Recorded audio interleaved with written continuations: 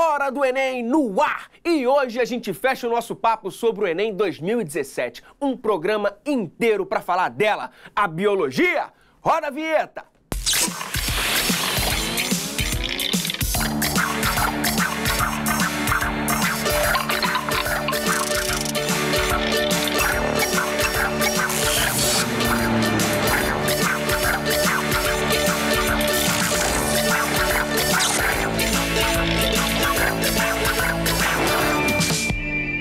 Hora do Enem no ar! E hoje vemos as questões de biologia de 2017 que foram mais específicas que nos anos anteriores. Para falar sobre isso, eu convido eles, professores Kilder e Domingos e Mônica Waldhelm. Sejam bem-vindos, queridos professores. E aí, foi isso mesmo? Foram mais específicas?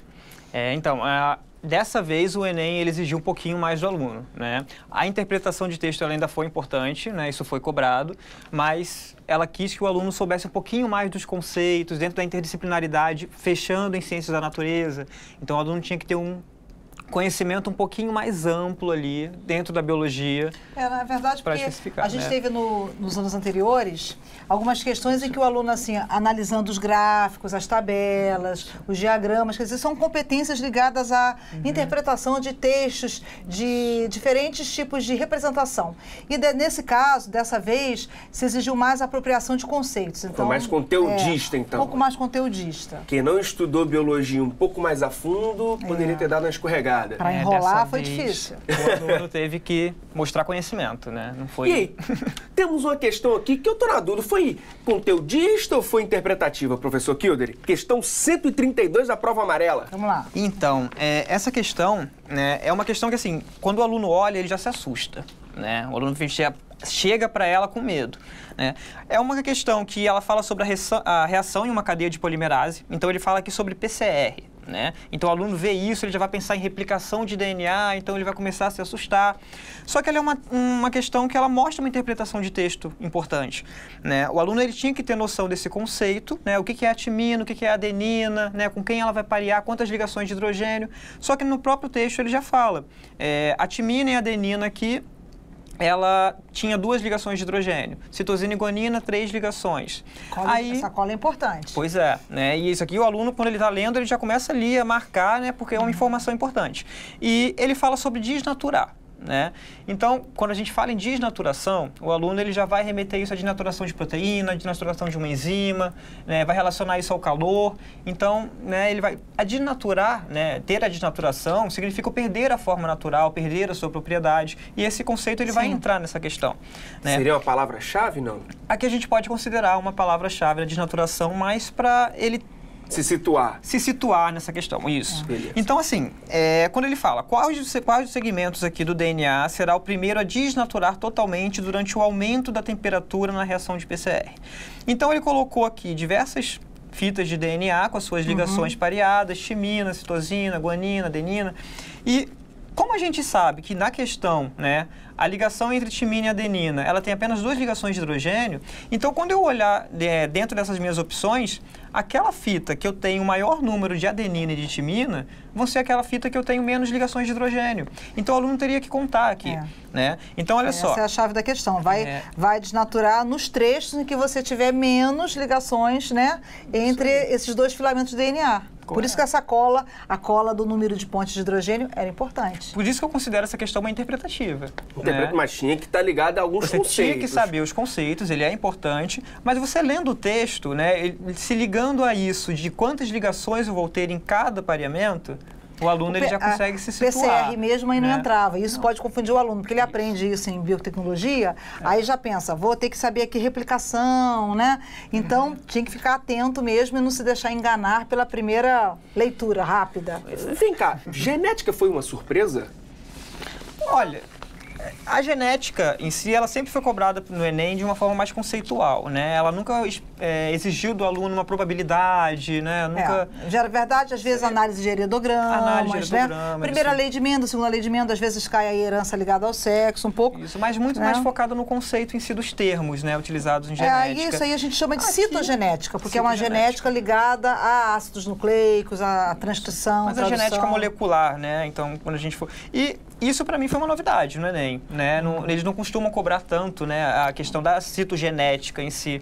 Eu dei uma olhada, assim, a gente estava conversando sobre as provas anteriores e citogenética cai, um pouco de mas novidade, não é uma coisa muito forte. O gabarito seria a letra C, então? Seria 132? O gabarito C, que a gente teria aqui umas 5 ligações, né, dentro dessa fita, entre adenina e timina, né? Então, o aluno, contando aqui, ele ia saber qual... Agora, apareceram aqueles assuntos que nunca deixam de estar ali, né? Tipo doenças, né, professora? Tem uma questão sobre isso, não tem? Os famosos programas de doença ou programas de saúde. 94, né? Questão 94, verdade, prova amarela. Tudo depende da ênfase que se dá em sala de aula. Pode ser programa de saúde, voltado mais para a questão das questões socioambientais, as influências, né, de todo o contexto socioeconômico nas enfermidades, ou você pode focar só em nome de agente causador e sintomas e profilaxia. Tudo depende da ênfase com que a gente trabalha em sala de aula. E aí, questão 94, professora? Olha, era uma questão, eu diria, de dificuldade, assim, bem tranquila de fazer, baixa dificuldade. Na verdade, o problema é que não dava para enrolar também, não dava para tentar descobrir no texto a resposta. Ele precisava saber que relacionar coagulação a hemofilia, quer dizer, de saber que na hemofilia, em que você tem uma doença de causa genética, você tem uma dificuldade de coagulação por a não produção de um determinado fator que atua na coagulação. Então, você tinha que saber que na hemofilia acontece isso e saber relacionar, então, diretamente ao que está tratando o enunciado. Tem aqui se o aluno não for atento na leitura, ele poderia, num primeiro momento, porque aparece anticorpos logo de cara, já ir direto na letra E, que na síndrome da imunodeficiência adquirida, né? Pensar logo em AIDS. Isso. Então, a imunologia cai muito no Enem. Assim, eu diria que sempre tem alguma coisa ligada a esse mecanismo antígeno-anticorpo, soro, vacina. Tecido sanguíneo é forte, sempre cai alguma coisa de tecido sanguíneo. Você vê que em relação à histologia, sangue, porque sangue, o tecido sanguíneo, ele permite abordar essas outras dimensões, permite você pegar imunologia, você pegar alguma doença ligada a mecanismos que afetam o sangue. Então, dá caldo, entendeu? Então, aqui não tinha muito o que inventar. Mas se ele ficar atento, por exemplo, a fonte, o texto foi tirado de um livro, de um texto, né, da Ciência Hoje, chamado Coagulação Acelerada, e isso já mostrava o quê? Que essa palavra-chave, que esse processo... Fonte já dava uma colinha. Era importante, né? Mais do que anticorpo. Então, leia, veja o enunciado todo, porque ali... né, você pode ter uma ideia da ênfase que é dada. Então, ficar atento nessa questão, a palavra-chave e a fonte, E essa questão conceitual. Não tinha como... Não tinha. O aluno ele tinha que saber aqui do que se tratava determinada patologia. Então, o gabarito seria? Então, aqui o gabarito seria... B de bola. B de bola. Hemofilia. Uma surpresa desse ano foi citologia. E por que, hein? Citologia. Então, o Enem ele sempre foi uma prova que cobrou assuntos relacionados ao cotidiano.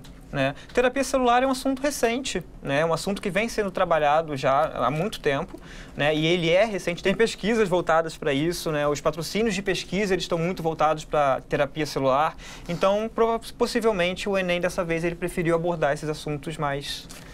novos, e falar de célula, você pensando em unidade básica da vida, dá também possibilidade de você abordar, né, citogenética, abordar funções celulares, organelas, mitose, meiose, quer dizer, é uma gama de possibilidades, né?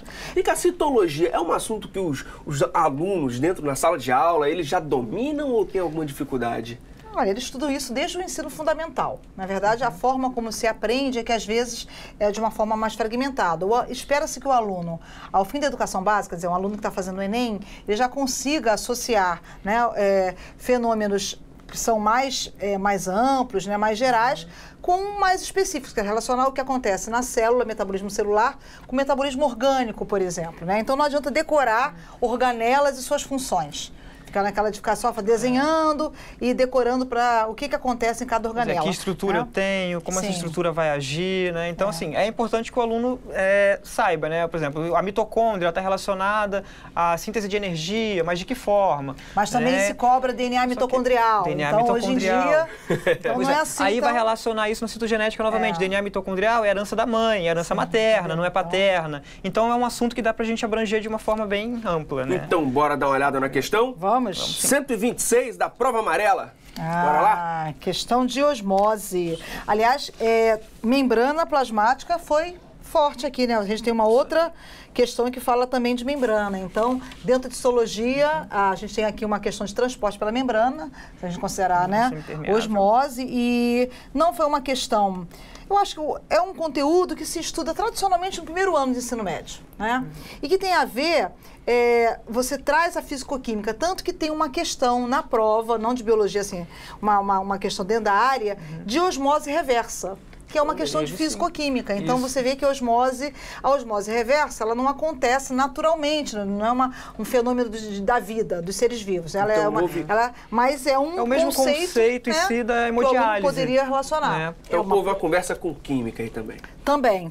Essas questões de bioquímica, né? O nome já fala. Bioquímica, você está relacionando. A geografia e a química são muito afins da biologia, né? Tanto no enfoque socioambiental com a geografia, quanto na parte de metabolismo, a parte bioquímica, provavelmente dita ecoquímica. Essa questão era uma questão que, na verdade, se o aluno parasse para pensar um pouco, porque ele parte de uma situação aqui, o contexto não foi um contexto interdisciplinar, embora tivesse um pouco aí da fisicoquímica no fenômeno em si. Mas ele contextualizou no cotidiano, quer dizer, pegou uma situação da carne de sol, né, que os sertanejos usam, tropeiros, vaqueiros, para conservação. Mesmo princípio que é usado também na carne seca, nos doces cristalizados, por exemplo, o salgamento, né, assim como também usar o açúcar para cristalizar os doces, também é um processo de conservação. E no dia a dia a gente sabe, por exemplo, que quem fica um pouquinho ligado, sabe que se cozinhar o milho, por exemplo, uma espiga de milho na água sem sal, o milho vai cozinhar mais rápido que na água com sal. Que a mãe coloca lá, isso é machismo, né? Quem vai cozinhar o feijão, coloca os grãos de feijão de molho na véspera e aí ele incha, né? E como é que ele hidrata? Ele hidratado cozinha mais rápido, facilita. Trazendo para o mais recente também. Pegou aquela chuva, o aluno chega em casa, né? A pessoa chega em casa, a primeira coisa que ela faz com o telefone que ela molhou, ela enfia dentro do arroz, né? Então são coisas. Por que faz isso, né? Como que a difusão está trabalhando ali? Então são coisas do cotidiano, a gente usa no dia a dia. Pela membrana, difusão simples, osmose, transporte ativo. Aqui o que o aluno precisava saber, na verdade, é que nesse tipo de transporte pela membrana, na osmose, você tem a passagem do solvente do meio hipotônico para o meio hipertônico. Então, é o que acontecia. Por fora, a concentração de sal, né, desse soluto, tornava esse meio hipertônico. Então, o que acontece? Por que conserva o alimento? Para o alimento deteriorar, tem que dar ali, proliferar o quê? Bactérias, fungos. Que tipo de organismo sobreviveria num meio tão salgado? Quer dizer, ele perderia as células simplesmente, né, secariam. Então, o organismo, não com uma colônia de bactérias ou de fungos, não consegue sobreviver. Então, por isso que o alimento se conserva. Então, quais seriam os distratores, ou o distrator e o gabarito aí, professor? Olha, o gabarito é a letra E. A grande concentração de sal no meio extracelular provoca a saída de água de dentro, né, das células. Quer dizer, sai do meio hipotônico para o meio hipertônico. O que poderia aqui, que eu consideraria talvez um distrator, o aluno poderia se confundir um pouco com a C, porque ele é aquela coisa de estudar, eu vi o galo cantar em algum lugar, não sabe aonde. Fala que a membrana pode alterar a sua propriedade. A gente estudou das hemácias que sofrem, hemóptise, se cai a hemácia estoura, e aí, aqui está falando que altera as propriedades das membranas plasmáticas, não era o caso. Também podia lembrar vagamente bomba de sódio, potássio, transporte ativo. Aí vem aqui íons sódio e cloro. E aí, deve ser. Então, não dá para enrolar, gente. Realmente, você tinha que saber aqui que na osmose acontece a passagem do meio hipotônico para o meio hipertônico do solvente. Um conceitozinho de química importante aí, né? Porque a gente fala muito sobre essa questão da bomba de sódio, bomba de potássio, quando a gente fala de transporte ativo. Tem gasto de energia, Tem o gasto de energia. Aqui não há gasto de energia. E assim, uma outra forma... Então temos a outra questão, né? Até te interrompi, professor. Temos uma questão aí que transporte celular, como é que é? Transporte... Temos a questão 129, prova amarela. Sim. Isso, a próxima questão aqui, ela fala sobre essa questão, mas não é nem o transporte em si. É voltando ainda para aquele assunto sobre o cotidiano. Ele fala sobre terapia celular. Terapia celular. Né? Então, nessa questão, ele fala sobre permitir a regeneração de tecidos a partir de células novas. Né? Então, como você vai regenerar um tecido? Que tecido é esse? E mais uma questão também conceitual. né, ela fala aqui para o aluno que ele dá aqui nas nossas opções vacina, biópsia, hemodiálise, quimioterapia, transfusão de sangue. Então o aluno ele tinha que saber do que se tratava, né? O que é uma vacina, o que é uma biópsia, né? A vacina ela está relacionando vírus, está relacionando bactéria e é para trabalhar a sua imunidade, né? Então ele vai... A imunologia aparece mesmo, nem que seja para ele entender que não é a resposta. Isso é o gabarito? Eliminação, né? Aqui o gabarito letra E, transfusão de sangue, porque ele está falando sobre eu pegar células, né? Células sanguíneas, que pode ser o plasma, né? Pode ser as plaquetas, posso trabalhar com a imunidade também, se eu estiver falando em relação aos leucócitos, que são células de defesa do nosso organismo. Mas quando ele bota transfusão de sangue, ele já está abrangendo tudo isso, o sangue, o tecido hematopoético. Teve uma questão aí de biogeografia, né? Questão 110 da prova amarela, né, professor? Pois é, Landy. Aqui é uma questão que ela fala sobre o fenômeno da piracema, né? Que é o fenômeno onde tem a subida do rio de determinadas espécies. E o importante aqui nessa questão é que ele está falando sobre uma intervenção antrópica, né? Ou seja, a ação do homem naquele local. Então, o ambiente está sendo modificado ali, né? E o que ele quer nessa questão? É que essa intervenção antrópica ele já fala que ela prejudica a piracema, né? E por quê? Né? O que está sendo reduzido ali? Ali ele fala pelo seguinte, o percurso de migração, né?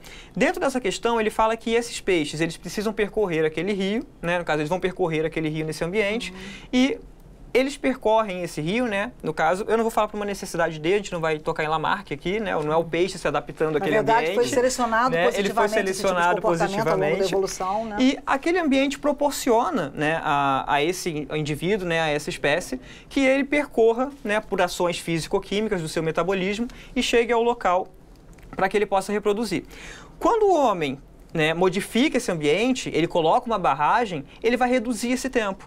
Né? Então o peixe ali, quando ele for percorrer, esse tempo dele foi reduzido. O ambiente proporcionou isso a ele. Então ele não vai ter tempo suficiente para que esse metabolismo aconteça da mesma forma. A queima de gordura, que ele coloca aqui dentro desses processos que vão estimular e ativar mecanismos hormonais. Então esse tempo é muito importante para a reprodução. Havia então, palavra-chave, professor? Para chegar ao gabarito? Eu levaria aqui como palavra-chave a intervenção antrópica, a ação do homem. Antropo, então lembrar do prefixo antropo, de homem, né? Perfeito. Humano. Né? E o que eu acho também aqui muito importante é que ele fala da importância desse mecanismo que vai influenciar na reprodução. Pela queima de gordura, né? O processo que vai estimular ali hormônios complexos, né? Isso vai levar o aluno, né, já à questão da reprodução em si. Então o gabarito seria? Aqui o percurso de migração. Ele reduz e por ter um percurso reduzido, ele não tem tempo suficiente. Questões ambientais, socioambientais também apareceram, né, professora? Sim, aliás, é uma tendência no Enem, né? Se você pegar a prova de 2016, você teve mais de 41%, mais ou menos, de questões foram de ecologia. 2015 foram menos, aliás, foi uma coisa que quebrou um pouco esse padrão, 17%. Me deu o trabalho de procurar, porque ecologia é muito importante. 2014, 40%. Dessa vez ficou um pouco abaixo de 40%, mas manteve uma média esperada de ecologia, né? Temos questões sobre isso? Tem uma questão aqui, olha. Eu selecionei uma interessante. Pode ser essa? Bora. Questão 112? 112 da prova amarela. Eu gostei muito dessa questão, assim. Ela também é uma questão que não dá, porque ela tem aqui aquele distrator que pode levar o aluno a induzir ao erro. Quem aprende geografia, magnificação trófica ou bioacumulação, é comum o professor trabalhar usando ou o exemplo do DDT, né, de inseticidas, ou usar o mercúrio, que era muito utilizado em garimpos clandestinos, aquele garimpo meia-boca, né, que ainda é comum, infelizmente, em algumas regiões do Brasil. O que a questão trata? Quando você tem uma substância que não é metabolizada, quer dizer, ela não é excretada, porque o excreta ele é um produto metabólico, então, um resíduo do metabolismo. Se não é metabolizado, o organismo não excreta, não elimina isso para o ambiente. Então, acumula-se nos tecidos. Então, o que acontece? Fala que os botos cinza acumulam maior concentração dessas substâncias porque... Ora, nesse fenômeno que a gente chama de bioacumulação ou magnificação trófica, trófos de alimento, quer dizer, trófico sempre diz respeito a cadeias alimentares, nível trófico, papel trófico. Quem está lá no ápice da cadeia alimentar, quer dizer, o último a comer, né? Você tem lá produtores que fazem fotossíntese, os herbívoros, aí os carnívoros, até chegar lá nos consumidores torturadores, no fim da cadeia, eles ficam com o quê? Ao ser o último de uma sequência em alimentação, eles acumulam no seu organismo aquilo que todos os outros foram acumulando desde o início. Então está na água, a alga já acumulou, o peixe herbívoro e por aí vai. E o mais perverso, quando o ser humano participa desse tipo de cadeia, o bebê humano que se alimenta do leite materno, ele está no ápice da cadeia alimentar. Olha que coisa triste. Bebês sendo contaminados e geralmente essas substâncias são neurotóxicas, quer dizer, causam muitos danos ao sistema nervoso. Então, é muito sério isso. E, novamente, uma importância também da questão ambiental. Quando a gente fala de baleias encalhadas, né, golfinhos encalharam em algum lugar, essa questão, quando esse animal está entrando ali em decomposição, toda essa toxina que está presa nos tecidos, ela vai passar para o solo. Né? Então, tem uma questão socioambiental muito importante nessa questão também. Gabarito, letra E. Letra E. Alguns poderiam dizer, porque são animais de grande porte. Aqui o problema não é tamanho. Na verdade, ele não acumula porque é grande. É porque está lá mesmo no fim da cadeia alimentar. No topo, na verdade, da cadeia alimentar. Né? Teve uma outra questão que é a 115, não é?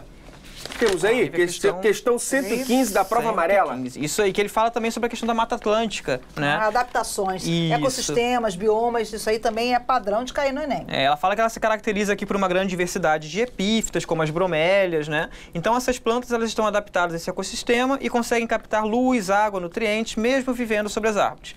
Aqui ele está falando sobre como essas espécies vão captar água. A bromélia, né, eles têm que lembrar, são aquelas plantas que têm as suas estruturas bem prolongadas. Forma aquele copinho, né? Forma um copinho. Então ela já está ali pronta para receber. Né? Ali você encontra perereca, insetos, né, tem um microecossistema vivendo ali, muito né? bacana. Então, se a gente for levar essa questão, né, na época que desmembravam todas essas bromélias ali, falando que ela acumulava o mosquito da dengue, não acumulava, né? Tem micro-organismo ali que se alimentava desses indivíduos. A larva do Aedes acaba entrando na cadeia alimentar. Eu vou chegar vou botar meu filhinho ali para ser comido por outros indivíduos? Não vou. Não vai fazer isso. Então, nessa questão aqui, ele falava também sobre como que essa planta ia acumular água. Então, por ela ter esse copinho, né, a gente bota ali que chuva acumulada entre as suas folhas. Então, que é a opção? É a opção C. Muitíssimo obrigado. O programa mais lindo, a disciplina mais linda. A biologia maravilhosa. Puxando sardinha. Né? Professores, muito obrigado mesmo pela presença. Nós que agradecemos. A gente que agradece. Obrigado. Obrigado. É isso, galera. A nossa semana de análise do Enem 2017 fica por aqui. Agora é só aguardar o resultado. Mas o Hora do Enem não te abandona. A gente continua por aqui com uma programação toda especial. Lá no youtube.com/TV Escola. youtube.com/TV Escola. Não dá pra perder, hein? Até a próxima!